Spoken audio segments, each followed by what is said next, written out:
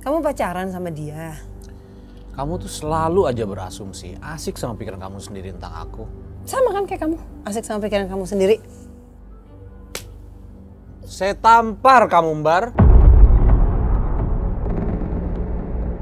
Ngomong itu sekali lagi, saya tampar kamu. Berani? Coba tampar kalau berani. Ada apa ini? Bobo asumsi segala, tampar. Kamu ngomong asumsi? Iya. Kenapa emang? Ini kayak Hah? asumsi kamu bawa-bawa. Ayo kita ngobrol, ada apa sih masalahnya?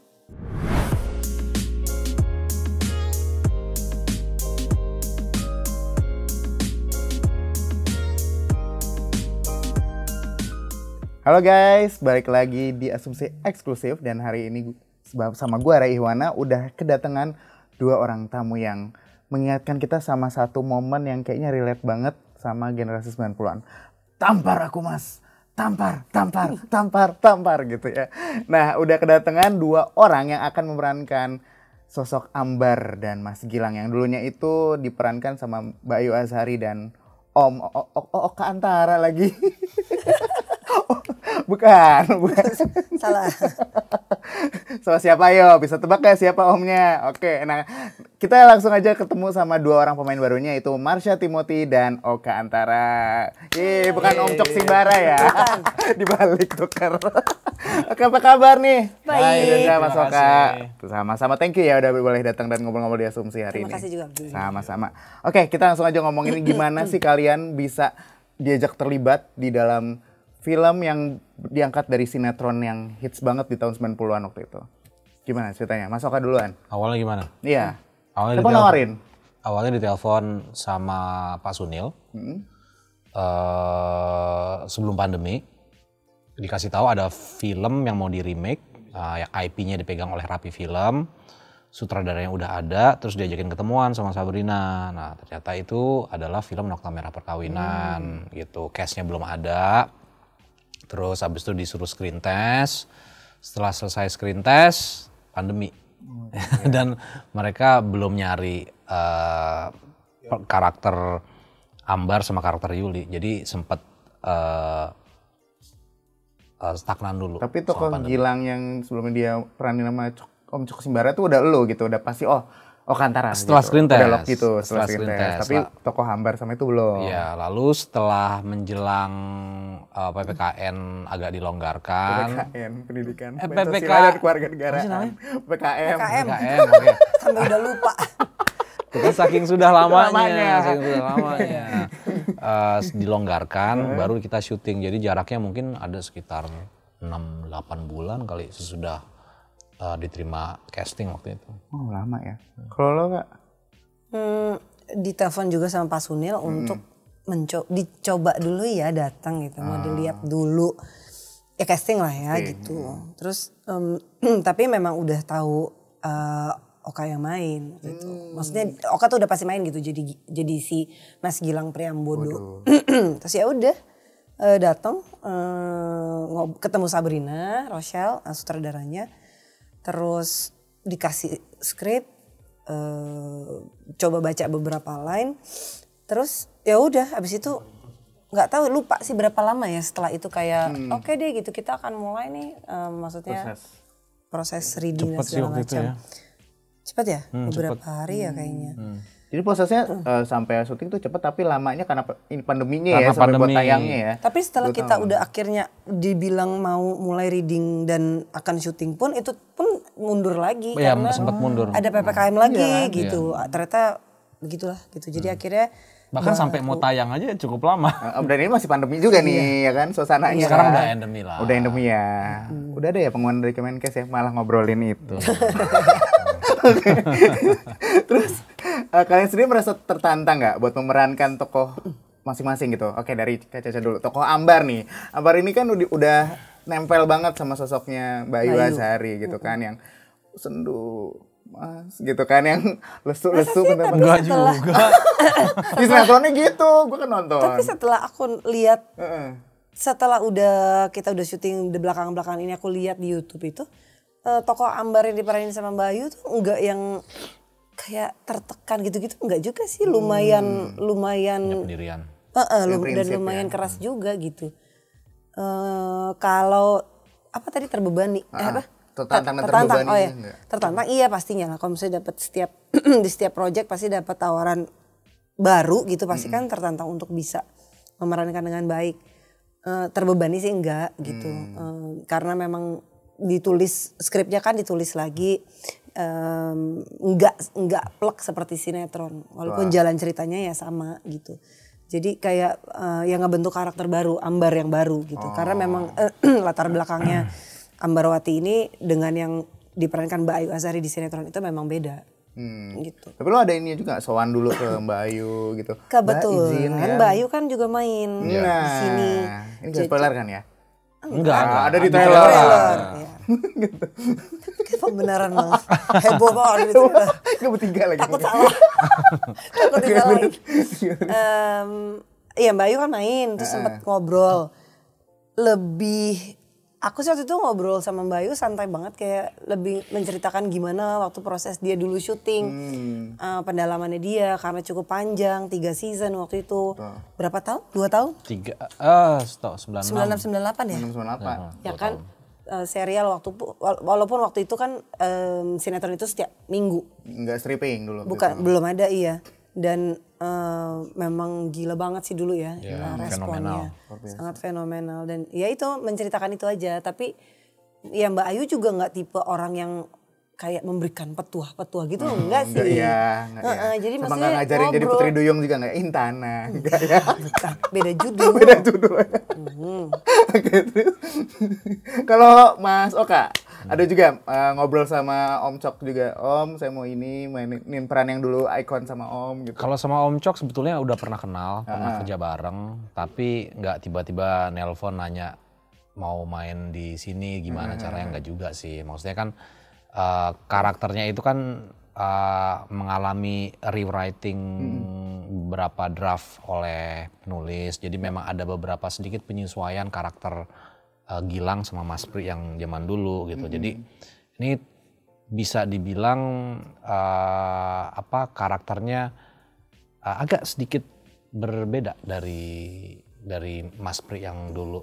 Gitu. So yang waktu itu di sinetron dipanggilnya Mas Pri, ini Mas Gilang. Gilang Priambodo juga sih. Priambodo ujungnya tetap ya. Tapi nonton sinetronnya nggak sih kalian tuh dulu waktu pas lagi hits-hitsnya? Aku tahu tapi aku nggak nonton. Ya, kalau nonton sih enggak, tapi keluarga mama di rumah itu nonton sama asisten rumah tangga. Jadi kita waktu itu yang lagi belajar ya, sama-sama kesannya anak pintar banget ya. Kita lagi fokus belajar gitu. Terdengar gitu, overhearing the dialogues gitu. Gue pikir tuh kecil lo lagi sambil nyetrika nonton sinetron. Cinderella. Cinderella. Terus sekarang kan kalau kita lihat di trailer juga dan di sinetronnya dulu ada adegan yang tadi gue bilang ikonik banget. Tampar aku mas tamparan gitu. Agak KDRT ya dari dulu ya itu. Dulu belum isunya belum. Nah, sebelum kita jadi Komnas HAM stop ya gitu. Kita fokus ke Nokta Merah. Nah, itu kalian gimana ngebangun chemistry itu untuk bisa dapet banget adegan scene itu untuk bisa tek-tok gitu ketika tampar terus Caca nyamperin, nantangin lagi gitu. Nah itu gimana? Gak ngerti, kita gak pernah rehearse blocking. Ada itunya ya? Enggak, tapi kayaknya cuman di awal-awal, ya dilatih dialognya. Tapi blocking ya enggak ya? Enggak. Sebenarnya kita pengen nguatin itu bahkan sebelum syuting ya. Kita pengen nguatin itu. Kenapa sih bisa sampai di momen seperti itu? Jadi kita kuatin dulu nih, dari awal itu di build-nya grafiknya udah mulai mau naik tapi dipendem. Ya mereka berdua udah punya sesuatu grudge gitu ya, nggak bisa diekspresiin gitu, semuanya dipendem. Jadi ketika nyampe ke scene itu nggak kaget, jadi kalau kata Sabrina bilang, nggak tiba-tiba diadain scene itu untuk tribute. Ada scene tampar mas tampar. Jadi penting banget kenapa mereka bisa sekeras itu. Sampai di titik itu. Gitu loh. Terus penerapan karakternya masing-masing gimana nih untuk bisa menjadi the new Ambar dan the new Gilang Priambodo yang versi filmnya? Caca. Kita waktu reading lumayan intens ngobrolin dialog lines ya. Banyak juga yang nggak dirubah sih, kayak ada yang ditambah gitu, ada yang di rearrange kali ya, gitu. Musik lah. Asik rasanya. Di aransemen ulang. Lebih musik lagi. Iya. Gue acarakan. Aduh. Kacau. Lanjut terus. Jadi lama di situnya sih. Kayak di satu scene aja tuh kayak bisa habis 1 hari kayaknya ngebahas itu. Oh. Gitu. Ganti-gantian, masalahnya Gilang, masalahnya Ambar gitu. Jadi didalemin di skripnya itu, dibenahin lagi gitu. Segala kekhawatiran yang ada di kita berdua dan yang ada di skrip supaya bisa nyambung, bisa selaras ya, berjalan tanpa beban. Puitis ya dari tadi ya. Berjalan tanpa beban. Gitu. Kalau Mas Oka gimana? Lu juga pendalamannya gimana untuk memerankan tokoh Mas Gilang ini, sama lo kan identiknya selama ini sama film action ya. Udah lama sebenarnya. Tapi orang masih nempel Oka Antara adalah film laga gitu. Kebanyakan orang mikirnya Oka gitu. Antara adalah aktor yang main film laga gitu. Oka Antara adalah film laga. Film laga tuh gimana? Terus enggak, intinya lo main drama nih. Nah itu lebih susah mana? Main film laga atau main film drama? Drama sih. Kenapa? Bagi sama Caca ya mainnya. Enggak ya. lah. Kan lebih jago. Oh enggak, ini apa, sekedar ini aja sih, kayak main film drama itu lebih sulit karena rasa itu susah buat diulang. Betul. Kalau berantem itu kita bisa ulang sampai jam 4 pagi, diulang-ulang juga gerakannya masih bisa diperbaikin gitu. Tapi kalau rasa belum tentu kita ngedapetin yang kita mau, apalagi kita janjiannya nggak sesuai sama sutradara, bisa-bisa yang dia pengenin belum tercapai gitu loh. Nah kalau soal pendalaman karakter, ini karakter Gilang ini sangat berbeda total sama Oka ya. Awalnya gue pikir tuh gue tahu nih dia nih siapa gitu. Karena kan gue berpikir pakai logika seorang pria, seorang suami dan seorang ayah gitu loh. Jadi banyak banget sikapnya Gilang ini yang menurut gue akan bersikap berbeda dari dia gitu. Tapi si Sabrina bilang enggak dia ini udah fix gitu ya, dia udah ada grafiknya, udah ada ininya. Gilang nggak bisa naik, dia harus grafiknya tuh stay di tengah. Ada grafik-grafik gitu. Iya. Dia karena itu kan sesuai dengan perhitungannya dia di sini nih, tempo karakternya. Gitu. Jadi Gilang tuh nggak bisa yang marahnya tuh yang naik, dia nggak bisa gimana gitu. Jadi di situ gue coba mencoba menyesuaikan, diulang apakah ini masih sesuai ekspektasi Sabrina apa enggak. Akhirnya pas lagi take dibilang sesuai, oke, udah gitu. Itu sih. Tapi lo melihat karakternya Gilang ini seperti apa? Kan kalau di trailer itu kelihatan banget kesannya gitu, dia kayak pria yang ringan tangan, kesannya penuh dengan emosi dan temperamen gitu. Nggak kayak gitu dong ya Antara ya orangnya ya.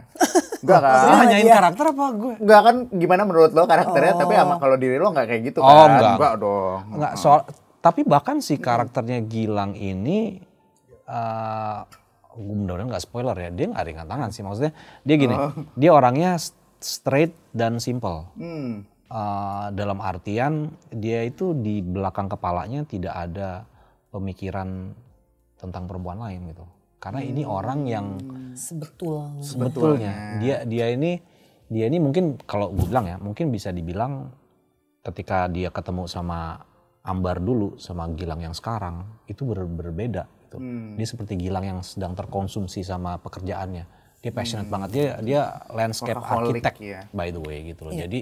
Jadi memang banyak kejadian-kejadian yang dimana itu dia terlihat tersudut, sebetulnya itu dia ada di waktu yang salah aja gitu loh.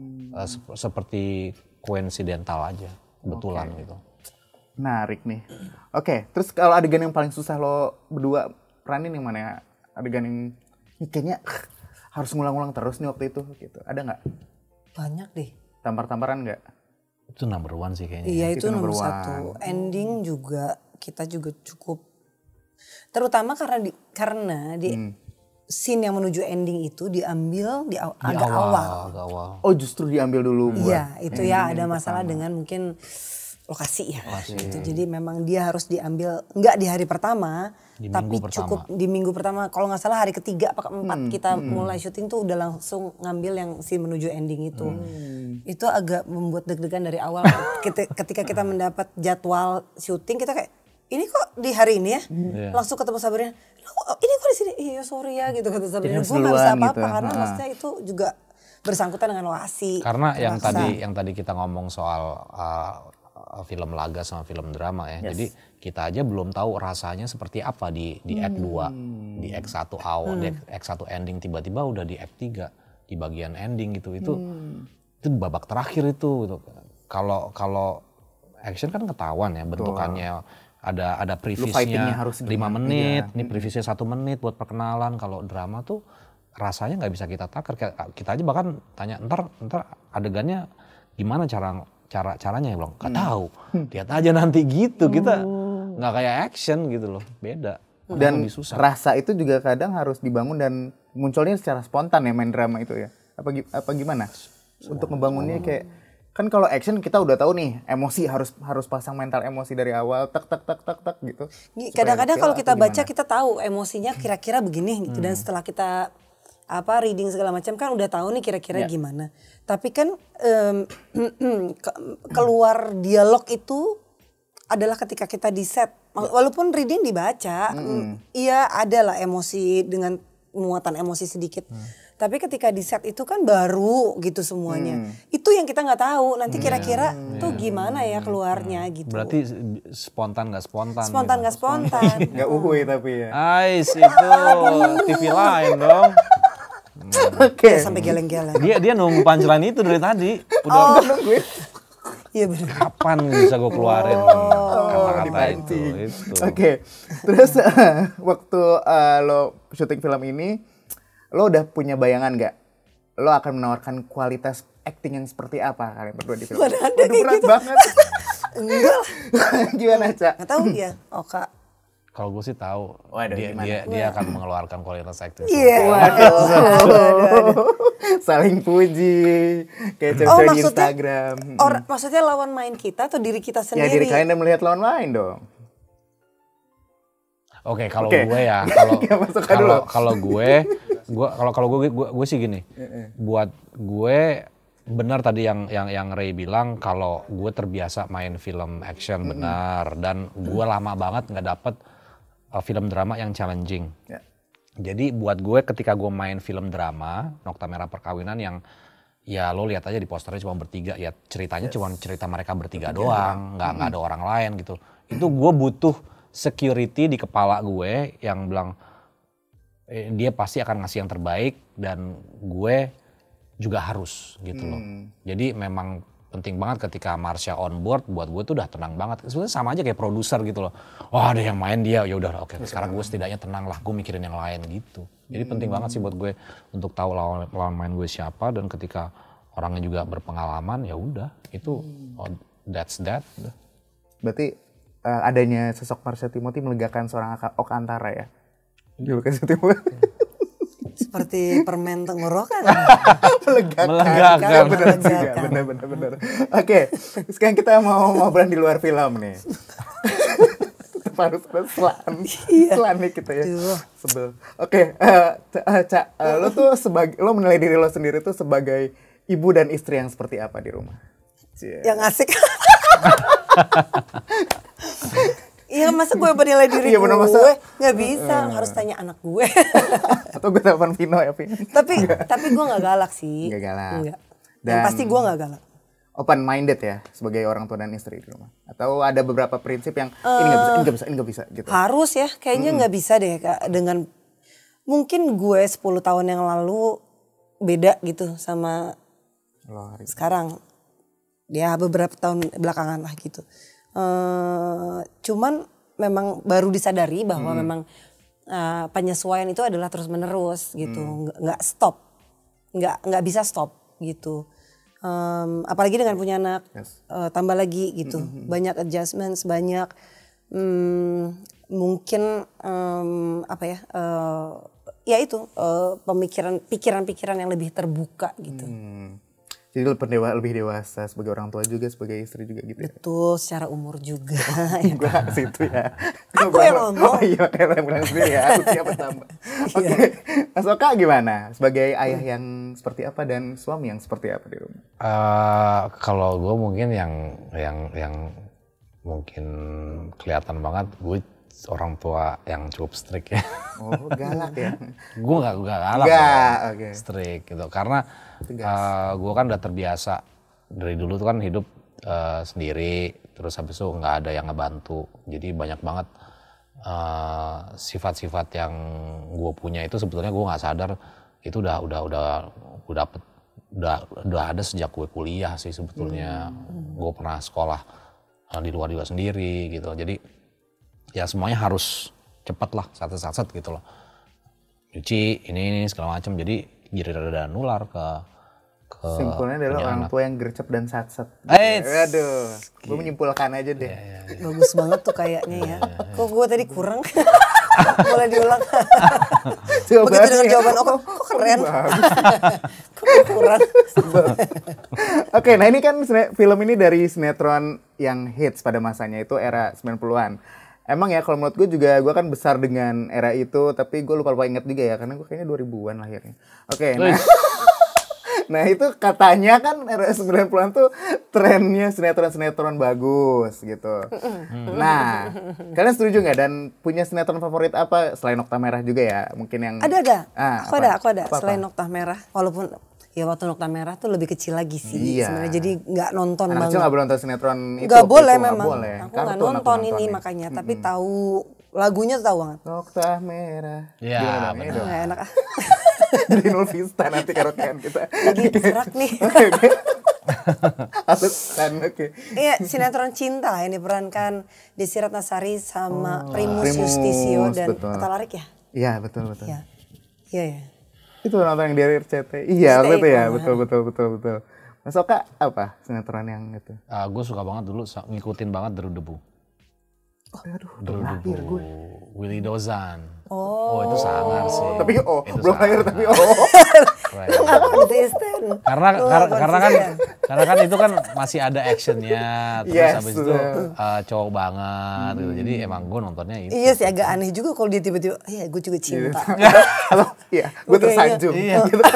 Tersanjung janjiku di Fortuna. Tapi tahu. Aduh, ya gitulah. Iya. Nah kalau ngelihat sinetron yang ada di tahun sekarang ini gimana menurut kalian? Apakah ada kualitas yang perlu diperbaiki dibandingkan dengan sinetron zaman dulu? Menurut kalian gimana menilai sinetron zaman sekarang? Kalau gue tuh, karena gue dulu pernah juga mengalami persyutingan sinetron yang weekly, dan pernah juga mengalami yang stripping, intinya adalah mungkin masalah waktunya sih, gitu loh. Dulu tuh ya masih ada waktunya, semua tuh masih ada waktunya. Untuk bikin bagus. Untuk bikin lebih lah mungkin, lebih yang banyak di berbagai hal.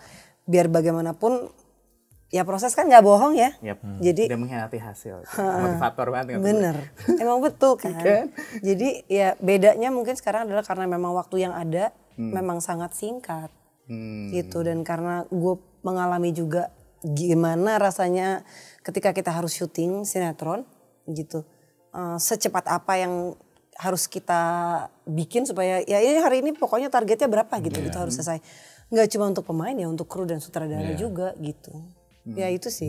Bukan perbandingan yang adil kalau menurut gue sih, karena seperti yang Marsha bilang itu sekarang udah daily stripping. Jadi semuanya itu serba dikompres dari setting lampu, nyari lokasi seadanya gitu, shot gitu loh. Dan zaman dulu itu syuting bisa nyelesain satu episode punya waktu 5 hari gitu. Jadi makanya mingguan kan. Iya, jadi abis dari rumahnya si pemeran utama terus ke rumahnya si siapa itu berbeda lokasi masih oke. Dengan kayak gitu juga emosinya juga lebih ke Iya, jaga kan. lebih bisa di capture juga. Jadi makanya penjelasannya kenapa sinetron zaman dulu banyak yang suka, bukan berarti yang sekarang banyak nggak suka. Cuman dulu itu masih bisa dinikmatin lah secara estetika gitu loh.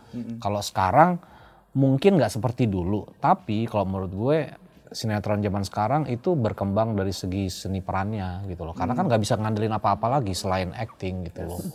Secara waktunya udah dikompres, nggak bisa pindah lokasi, shotnya gitu-gitu doang. Jadi lebih ngutamain si aktor. Oke, nah terus kalian kalau pengen banget nih main film genre apa lagi yang belum pernah dan gue pengen banget nih, mungkin thriller kah atau komedi? Kayak kalau thriller lo juga udah pernah kan, Pintu Terlarang yang gitu-gitu. Apa Cak? Mas Oka dulu. Pengen film genre apa yang belum pernah dicoba dan pengen lo coba? Pengen drama sequelnya Nota Merah Perkawinan. Ini gue lagi promosi. Benar juga. Iya gitu. Itu sih, itu gue pengen. Apalagi menurut gue tuh drama itu sangat challenging ya. Tidak mengenal batas usia. Kesannya kita udah jompo. Kalian aja ya. Gue jauh-jauh. Jadi seru aja sih. Jadi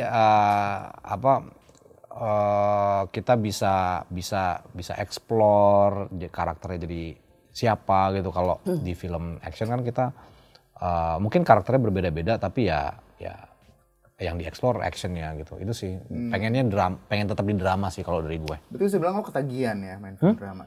Yandu. Waduh. Apply main drama.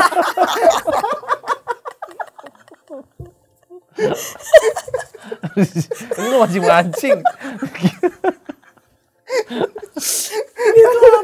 Oke, kecanduan drama. Oke ya. Berarti nggak akan kapok ya. Kalau main drama lagi, Nota Merah Nggak ada kapok. 5 sequel, main gas terus ya. Udah amin. Mas Dunil. 5 apa? Titipan. Titipan. Terus apa film genre yang lo pengen coba? Ih, itu paling bingung deh kalau ditanya kayak gitu. Sengaja memang lo bingung. Semuanya sih, tapi yang udah lama banget tuh komedi nggak pernah sih ada yang nawarin kalau film tuh. Berarti pengen main film komedi? Pengen. Mas Sule gitu ya? Iya, nggak penasaran iya. kayak lo disatuin gitu kan sama Parto sama Sule gitu mungkin ya?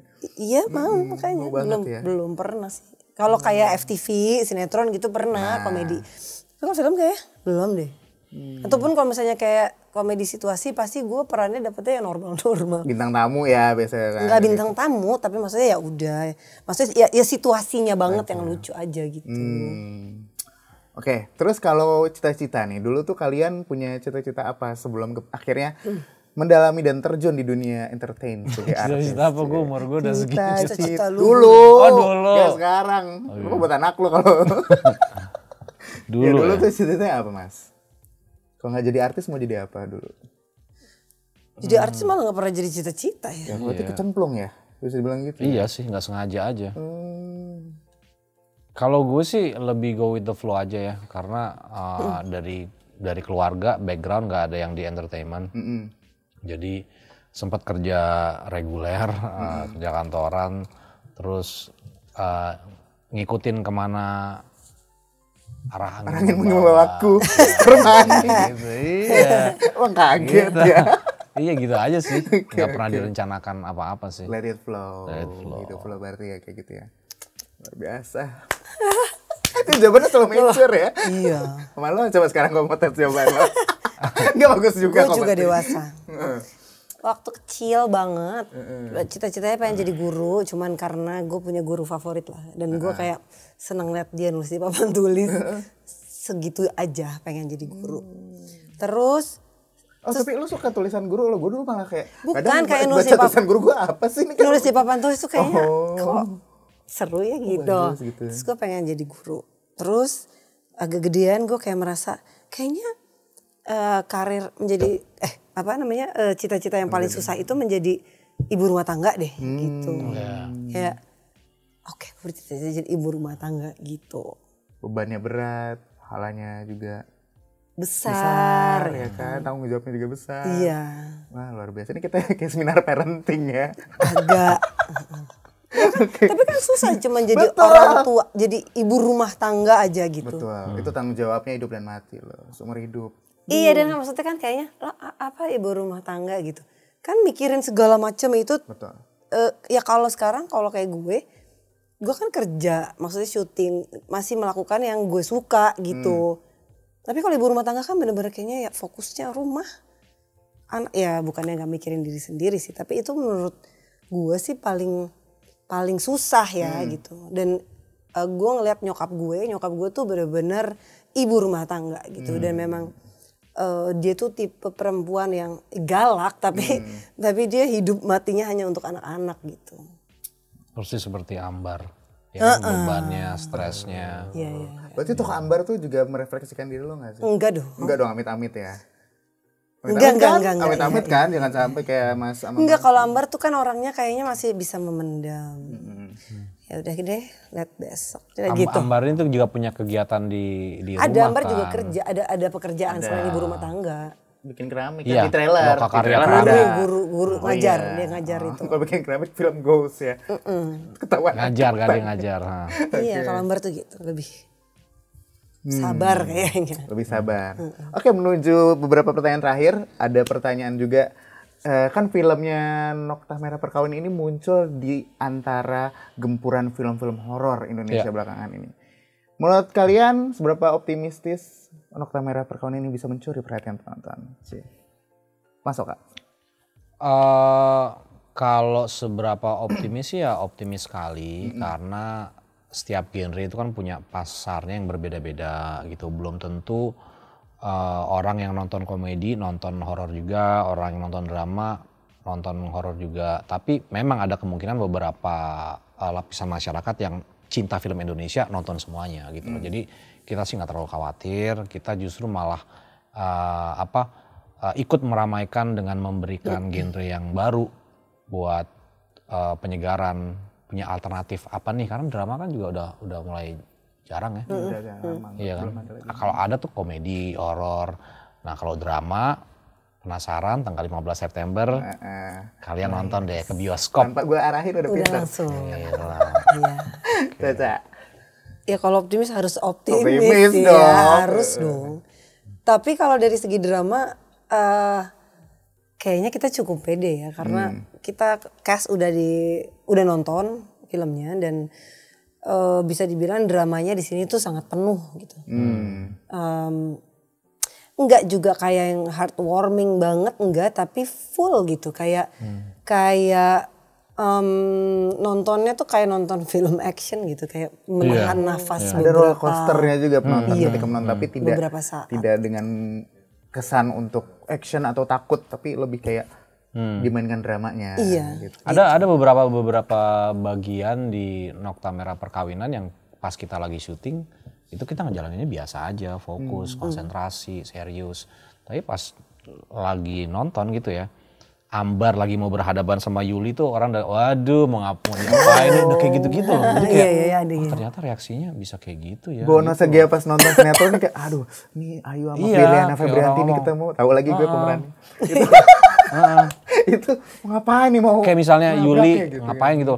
Wah terlalu berani Yuli, wah terlalu berani. Pas lagi mulut mamanya langsung jalan. Iya, pas kita lagi syuting kita nggak ngerasain akan ada reaksi gitu. Jadi ya biasa aja dia datang nggak enakan gitu. Tapi dia bilang mulai berani tuh orang ketiga gitu. Iya gitu. Mulut-mulutnya udah pada lancar gitu ya. Iya. Jadi nggak bisa kita ekspektasi sih kayak gitu-gitu. Jadi kalian nonton pasti bakalan surprise banget sih dengan beberapa adegan yang ternyata bisa relate dan narik kita buat kayak ikut ngegampar lempar sendal. Gampar Mas Pri. Enggak dong. Jangan dong. Dia lovable loh orangnya. Ini lagi saling memperebutkan posisi ya antara Gilang sama Yuli tuh ya. Lagi takut ada yang dibenci gitu. Betul ya. Netizen kan ganas, netizen ganas. Siapa? Gitu. Netizen kan ganas. Oh, iya. soalnya. Betul. Dia lagi mencari posisi. Nanti kalau munculnya tampar Mas Gilang, ada hashtag tampar Mas Gilang. Expect udah bakal expect ya, mungkin akan muncul-muncul Dia kayak tuh kayak gitu ya. pede dia dari Tim kemarin Ambar, kita promo tuh dia udah pede. Iya kan, itu udah Dia udah pede-pede gitu nggak ya. mungkin lah gitu. Oke, menarik ya, gue jadi penasaran pengen nonton. Oke, nah sekarang saatnya untuk, tadi dulu colongan duluan, untuk mempromosikan film ini. Silakan supaya teman-teman Asumsi yang mungkin dulu relate dengan sinetronnya atau yang nggak relate sama sinetronnya juga tetap harus nonton film ini. Mas, Kak Caca dulu, gantian. Ke arah?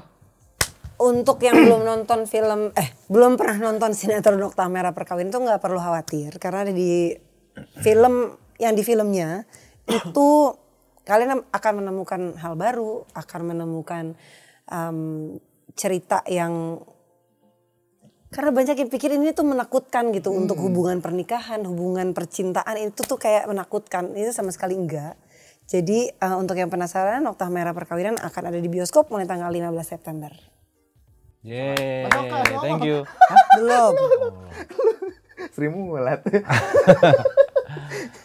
Oke, buat saya film Nokta Merah Perkawinan adalah film yang sangat dekat. Ceritanya ini bisa jadi ceritanya kamu, bisa jadi cerita sahabat kamu, kalaupun bukan ceritanya temennya sahabat kamu, segitu relatable-nya. Kalau kalian pengen penasaran seperti apa sih film Nokta Merah Perkawinan, saya udah nonton filmnya, para pemain udah nonton filmnya, beberapa orang sudah pernah nonton filmnya, dan ini tipe-tipe film yang pasti nanti akan kalian rekomendasikan ke teman kalian karena filmnya sangat menyentuh, memiliki emotional ride drama yang cukup baik, dan semoga sih bisa menjadi pilihan menarik di tanggal 15 September. Suka nih, kayak sales banget mulutnya. Kayak gitu ya harusnya ya. Kayak gitu tadi, Cak. Iya. Gak apa-apa. Kenapa ya? Oke. Kenapa ya? Thank you Mas Oka, Kak Thank Caca you. udah boleh join ngobrol-ngobrol di Asumsi hari ini. Thank you. Hey, thank you ya udah boleh ikutan lagi nonton di Asumsi hari ini. Kita jumpa lagi di Asumsi berikutnya. Dan siapa yang bakal gue ajak ngobrol di episode berikutnya? Tungguin ya. Gue Ray Iwana pamit, sampai jumpa. Thank you. Salaman ya.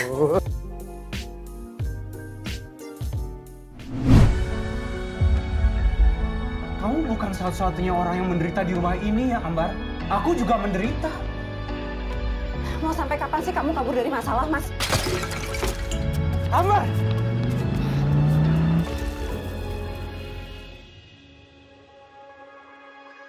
Kapan kita tahu saatnya untuk berhenti berusaha? Apa sesimpel kalau kita udah gak bahagia? Aku lagi berusaha memperbaiki masalah. Kamu ngapain? Lari ke perempuan lain. Ambar kamu!